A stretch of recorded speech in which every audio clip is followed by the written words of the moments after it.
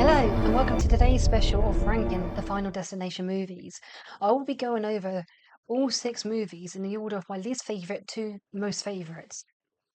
Throughout this video, as I rank these videos, I'm really curious to hear what you guys' thoughts on what you liked about these movies. What order would you rank the movies? And please do share your thoughts and comments in the comment section down below, and I will look forward to reading them. Now, I will jump straight in with my ranking list. Starting off in last place, we have the Final Destination, or Final Destination 4, the racetrack disaster. Now, in this movie, it did start off strong. It gave Death a little bit of sass to it. It felt like it had sass, and it was really cool to see Death in action with a bit of sass in its mission to claim all of its victims. However, the reason why I put this one so low is the premonitions felt so bad in this one compared to the previous 3 that it was off-putting. It was more of a deterrent and a big drawback from this movie in general. It really put me off, and unlike the first 3 movies where the premonitions were subtle and it gave you subtle clues which really gave good indication of what was going to happen, this one just seemed really in your face with really terrible CGI, and I hated it. It was so frustrating to endure those premonition scenes. Another thing I would note for this movie is Death seemed to like to use water a lot within it. It felt like it liked to do a lot of things with water in this one. It was always had water running around somewhere or doing something, and it had some kind of involvement in each of the murders. Just a little personal notice. I don't know if anyone else noticed that a lot of the deaths were quite water orientated.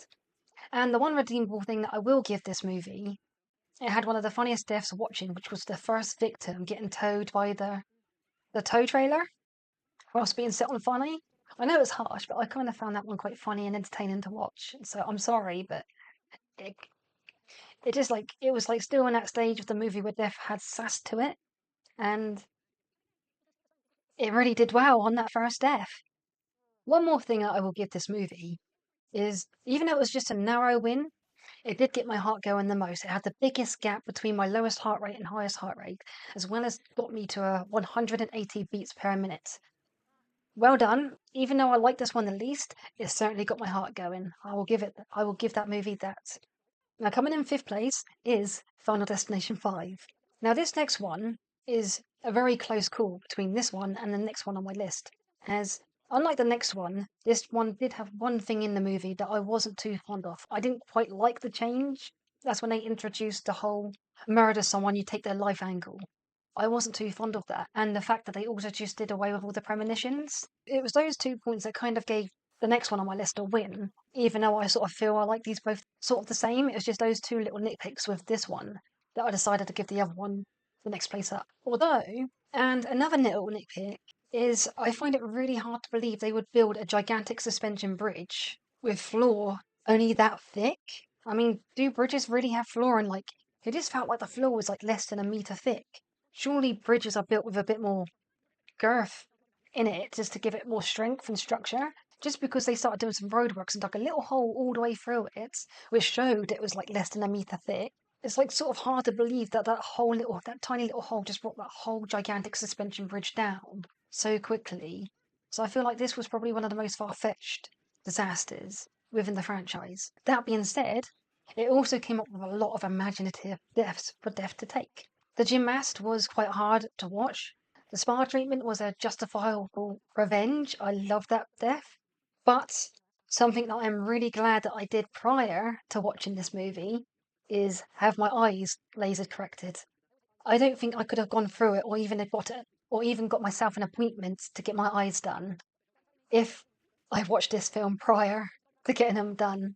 Thankfully, unlike that eye practice, wherever it may be featured, within the UK at least, you do have a whole team of nurses assisting the eye surgeon doing out the operation. So that is a big difference compared to the UK and America back when, because obviously one thing I've got to point out is this was a sequel movie, which was another thing I really loved about it. Because I didn't really cotton on that it was a sequel at first. I was trying to keep my eyes peeled for as many Flight 180 clues or tie-ins or references throughout the movie, and there just was none. And then what a pleasant surprise it was at the end, for this movie finishes at the start of the first movie. What an amazing tie-in. It's just a shame that this movie sort of felt like a soft reboot opposed to actually being connected. As I said earlier about the whole a life for a life thing and the lack of premonitions within it, it just felt like it was trying to do like a soft reboot. And that's what I felt at the time of watching it until I got to the end, where I was pleasantly and overwhelmingly surprised and what an amazing ending it ended on, just to have it tie right back into the original like that. And that's what I was hoping for with the fourth movie. Now, coming in at fourth place, we have the third movie, where the big devastating accident is the roller coaster, which is probably also my favourite big epic disaster at the start of these movies, as that's actually a lot more believable. As where it was only a few years ago in the UK where we actually had a roller coaster accident happen. Thankfully, no one lost their lives. However, a couple individuals were unfortunate enough to lose their legs. But with that actually being an accident that's happened, it made this film and epic disaster that much more believable.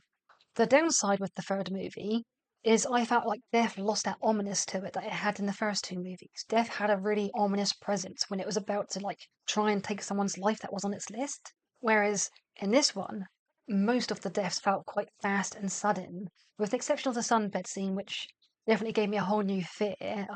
Maybe just do the stand-up sunbeds from now on, if I ever do go back to one. In this one, where the deaths felt quite sudden, one thing it did give me the most jump scares, which probably arguably makes it one of the scarier ones out the bunch. Now we are coming in at the top three. Now, I hope I don't get hate for this, but I'm putting the original, the first Final Destination movie, in third place. Now, I just want to clarify. Now, just because I ranked it third place doesn't mean I dislike the movie. Yes, out of all the movies, this is the one I had seen, I think, a long time ago, or might have just saw little trailers and clips for it, as I definitely couldn't really remember much of it if I had seen it. But if I had seen any of these, this is definitely one, as it's the most stuff I could remember. I just couldn't remember a lot about the movie. As I was saying, just because it's ranked third doesn't mean it was a bad movie. It's just dated. And there were a couple moments that were a bit hard to watch. For example, the bathtub scene or the house fire where the woman got stabbed. And God, that scene was frustrating as well. With the lead character pulling the knife out and making himself look guilty. It wasn't a bad movie. It just was a bit slower in comparison to a lot of the others. But where it may have been slower compared to the other movies, it definitely was a lot more ominous and scary compared to all of them. Casting my mind back to the other five movies, this one definitely captured the ominous, scary tone of an actual horror movie, whereas all the others are just more gory scenes which I just struggled watching. This one captured the scary ominous, and I found myself scared watching this movie. Whereas the others, I wasn't so much scared, and I think I got less scared as I watched more and more as I get used to what Death was doing. Maybe that's why I didn't find the others as scary, as I just kept watching more and more and I grew less scared of what you couldn't see. And maybe that's what caused me to be scared in the first place, is the fact that I just couldn't see the death. And so I guess as we went through this franchise, instead of getting scarier and scarier because I was getting used to death, it just had to keep upping the gore factor and just making it more gory and harder to actually look at the screen rather than actually be scared at the screen. But nevertheless, it was a great movie to start this franchise on, and I can't wait until I dive into another horror movie franchise at a later date. It won't be for a couple months, I'm sorry, but I've had my horror fill for this Halloween's free. I have two more standalone horror movies planned coming up next week and the following week, and that's it. I'm done for horror movies for a little bit. Please feel free to recommend other horror movies, and I will get round to them at some point. I'm done for a couple months. That's all.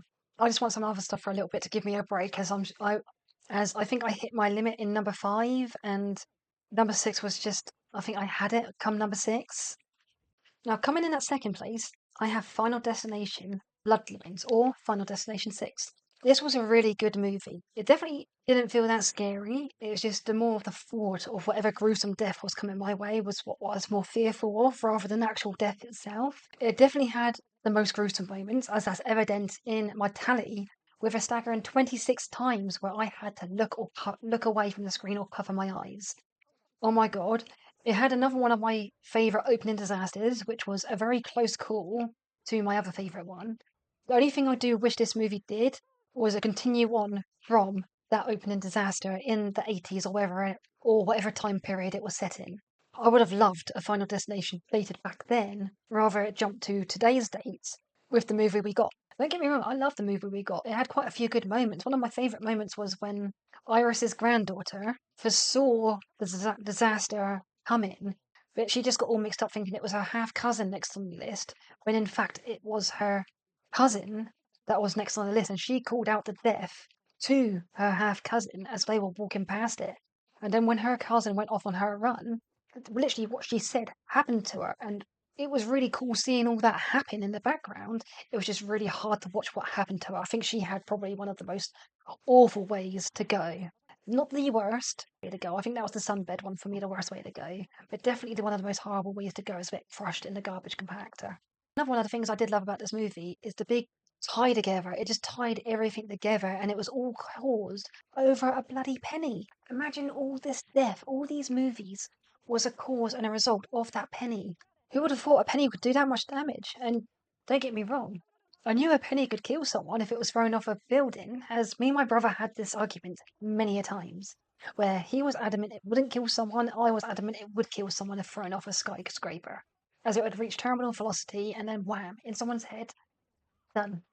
Anyway, even though I love this movie and it was like really big and epic, and I love all the tie back and the throw together, and I love the big tie back to the original movie it had, and how it just set off this big chain reaction and it linked in all the previous movies.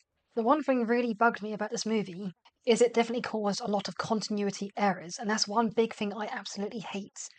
One of the shows that I absolutely loved watching, I watched every single episode religiously, was Doctor Who.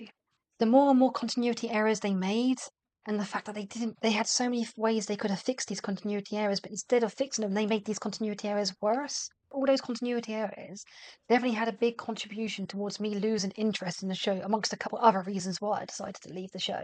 But I really can't stand continuity errors, and this certainly created one.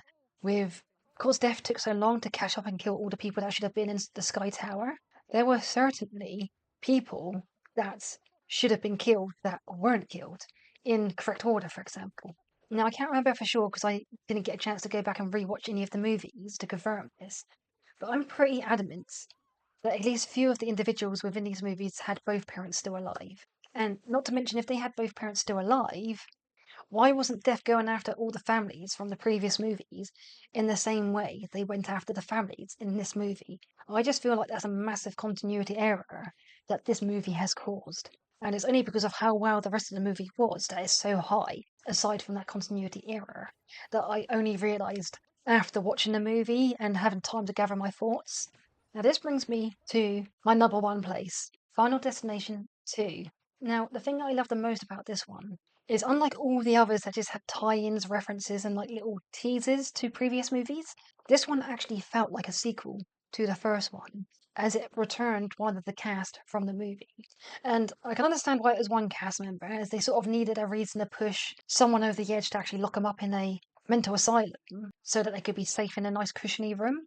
But the fact that they actually brought someone back from the first movie was something I absolutely loved and was something I really hoped they would do for any of the sequels, as there were two survivors in this movie. Two survivors that doesn't really explain how one of them survived or got off death's list altogether. Because if you go back to the sixth movie, it only ever states that there was one survivor, one person who escaped death's list. It doesn't say two people, it says one person. It's never mentioned anything about the police officer that survived with her. If death came back later for him, or if he got off death's list altogether because the lead female survived, Kimberly, if I can't remember if I got her name right now. Anyway, it doesn't say anything about him. There's just no reference to him whatsoever. And so did he escape or did he die? It's just left that open. And I just feel like there's this big opportunity that they could have brought one or both of those cast members back to not only explain it, but just to give it the callback to a previous movie to make that movie feel more connected to this franchise.